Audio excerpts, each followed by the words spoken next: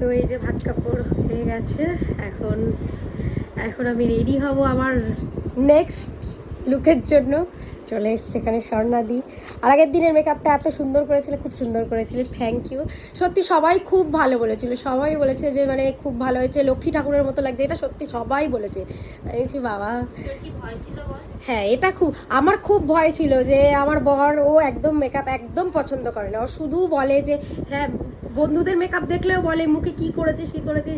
আমার শুধু ভয় ছিল যে ও আমাকেও বলবে, ধরো মানে পান পাতাটা খুললেই বললো কি মেকআপ করেছিস না করেছিস, আমার সেইগুলো ভয় ভয় ছিল যে ও কি বলবে। ওর রিভিউটা আমার কাছে সব থেকে মানে ইয়ে ছিল যে ও কি বলবে।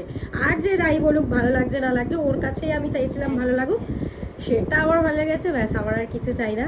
তো আমি নেক্সট আজকের লুকের জন্য খুব এক্সাইটেড। তো এখন আমি রেডি হতে বসবো, তো চলো রেডি হই, টাটা।